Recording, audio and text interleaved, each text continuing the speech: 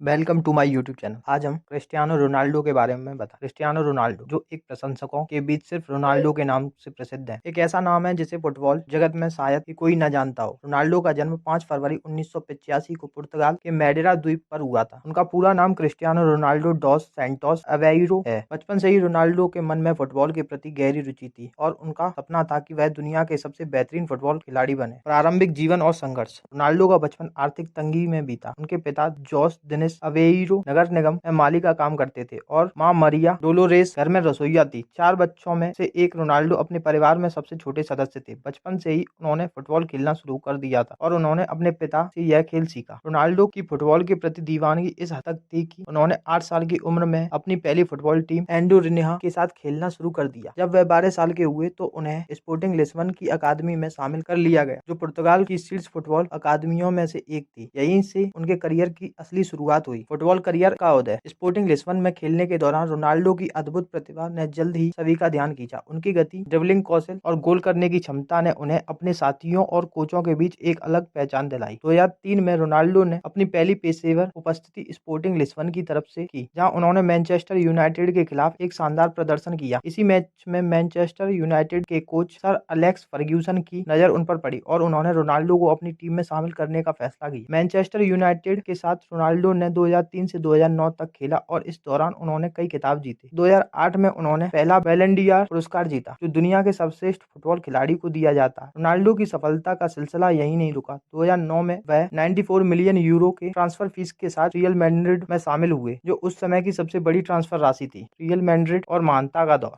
Real Madrid में Ronaldo का समय उनके करियर का सबसे सफल समय था। उन्होंने यहाँ कुल 9 सीजन बिताए और इस दौरान 450 से अधिक गोल किए, जो क्लब के इतिहास में एक रिकॉर्ड है। रियल मैड्रिड के साथ उन्होंने 4 चैंपियंस लीग खिताब जीते और 3 और बैलन ड'ओर पुरस्कार अपने नाम किए। उनकी तुलना अक्सर अर्जेंटीना के महान खिलाड़ी लियोनेल मेसी से की जाती है और दोनों के बीच की प्रतिस्पर्धा फुटबॉल प्रेमियों के बीच हमेशा चर्चा का विषय रही है। रोनाल्डो की मेहनत, दृढ़ता और समर्पण ने उन्हें फुटबॉल के शिखर पर पहुंचाया। रियल मैड्रिड के बाद उन्होंने 2018 में जुवेंटस में ट्रांसफर किया, जहां उन्होंने अपनी सफलता की कहानी को जारी रखा। व्यक्तिगत जीवन। क्रिस्टियानो रोनाल्डो का व्यक्तिगत जीवन भी हमेशा से ही चर्चा का विषय रहा। उनके 4 बच्चे हैं और उनकी मां मरिया डोलोरेस उनके जीवन में एक महत्वपूर्ण भूमिका निभाती हैं। रोनाल्डो ने कई चैरिटी कार्यक्रमों में भी भाग लिया और वे अपनी कमाई का एक बड़ा हिस्सा गरीबों और जरूरतमंदों की मदद के लिए दान करते हैं। संपत्ति और नेटवर्क। रोनाल्डो की कुल संपत्ति का अनुमानित मूल्य $500 मिलियन से अधिक है, जो उन्हें दुनिया के सबसे धनी एथलीटों में से एक बनाता है। वह फुटबॉल के अलावा विभिन्न ब्रांड एंडोर्समेंट व्यवसाय और अपनी खुद की ब्रांड CR7 से भी भारी आय अर्जित करते हैं। उनकी कमाई का एक बड़ा हिस्सा नाइकी, हर्बालाइफ और अन्य प्रमुख ब्रांड्स के साथ उनके अनुबंधों से आता है। विरासत और प्रभाव। क्रिस्टियानो रोनाल्डो की कहानी न केवल एक महान खिलाड़ी की है, बल्कि यह उन